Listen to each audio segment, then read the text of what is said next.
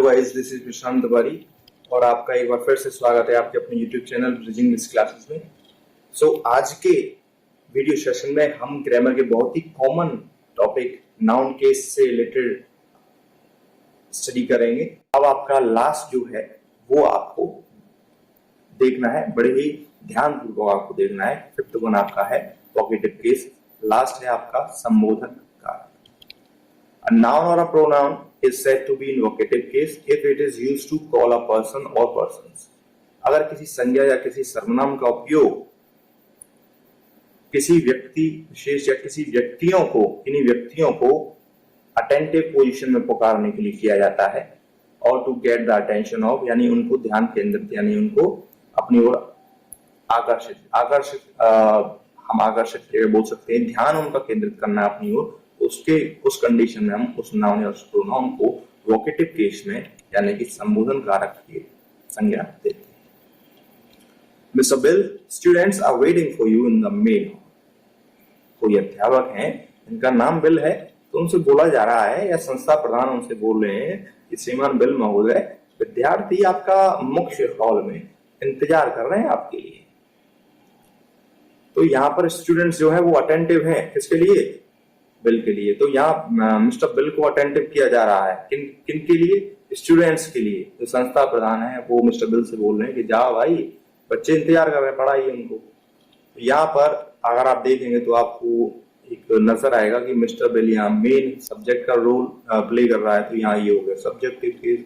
नहीं जी नहीं, subjective case नहीं है यहाँ पर। सब्जेक्टिव केस अगर आपको लगे तो आपको ये टर्म आपको ध्यान करना है वोकेटिव केस का, कि वो यूज हो रहा है to get the attention of the students, यानी कि यहाँ पर अटेंशन के लिए यूज हो रहा है। तो simply mister Bill is in vocative case. Next example लेते हैं। You there stand up.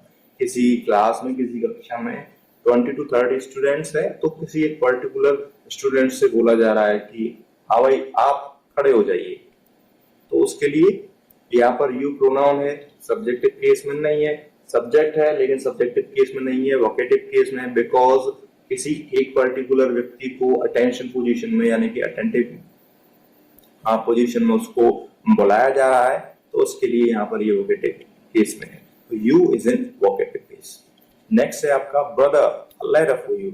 आपका भाई है, उसके लिए कोई चिट्ठी वगैरह आई है, तो उसको आप बुला रहे हो कि भैया आपके लिए पत्र है, आपके लिए एक चिट्ठी या एक पत्र है। तो brother is in vocative case. Last है आपका chairman, all the letters are posted 2 days ago। Chairman महोदय, चेयरमैन जी से आप बोल रहे हैं कि आपके जो भी लेटर्स हैं वो 2 दिन पूर्व ही आपके पोस्ट हो चुके हैं। तो यहाँ chairman is in vocative case. I hope आपको ये केसेस समझ में आए होंगे, और इन केसेस से जुड़े हुए जो नोट्स हैं, जो मेन चीज आपको याद रखनी है वो है the nouns do not change their forms in the nominative and objective case. Noun nominative और objective यानी कि subjective या objective केस में अपनी अवस्थाएं बदलती नहीं है, उसकी फॉर्म्स में कोई भी चेंज नहीं होता है। लेकिन but few pronouns change their forms between nominative and objective case. लेकिन कुछ सर्वनाम शब्दों में, कुछ प्रोनाउंस में नॉमिनेटिव और ऑब्जेक्टिव केस के मध्य में उनकी फॉर्म्स में चेंजमेंट होते हैं। एक यहाँ चार्ट है जो कि आपको याद रखना है। Nominative case, objective case, possessive case और रिफ्लेक्सिव प्रोनाउंस का। या नॉमिनेटिव केस की संज्ञा में दे रखा है कि I, we, you, he, she, it और दे। ऑब्जेक्टिव केस है, पजेसिव केस है, और पजेसिव केस में पजेसिव एडजेक्टिव है, पजेसिव प्रोनाउन है, पजेसिव जो भी पजेशन के साथ में हमको यूज करना है एडजेक्टिव फॉर्म या प्रोनाउन फॉर्म, वो यहाँ पर है। और लास्ट वन है आपका रिफ्लेक्सिव प्रोनाउन। तो आई का ऑब्जेक्टिव केस हो जाएगा मी, उसका possessive adjective my, possessive pronoun mine and reflexive pronoun my self. इस प्रकार से आपका ये चार्ट है। एंड यू जो है, यू को आपको ध्यान देना है, यू का ऑब्जेक्टिव केस यू ही रहता है। पजेसिव एडजेक्टिव आपका योर हो जाएगा, पजेसिव प्रोनाउन आपका योर्स हो जाएगा। रिफ्लेक्सिव प्रोनाउन अगर सिंगुलर के लिए यूज कर रहे हैं तो योरसेल्फ, अदर देन प्लूरल के लिए योरसेल्फ, बिकॉज आप जानते हैं कि यू सिंगुलर और प्लूरल दोनों ही सब्जेक्ट के रूप में कार्य करता है। तो आई होप आपको जो भी केसेस से रिलेटेड जो भी टर्म्स हैं वो आपको क्लियर रहे होंगे। तो thanks for watching the video. अगर आपको वीडियो अच्छा लगा हो और ऐसे ही ग्रामर से रिलेटेड टॉपिक के जो भी वीडियो सेशन या वीडियो मॉड्यूल आप हमारे चैनल पर देखते रहना चाहते हैं तो follow us on at bridge English classes and subscribe to our YouTube channel. Follow us on Instagram and find us on Facebook और ट्विटर पर हमको ज्वाइन करना ना भूलें।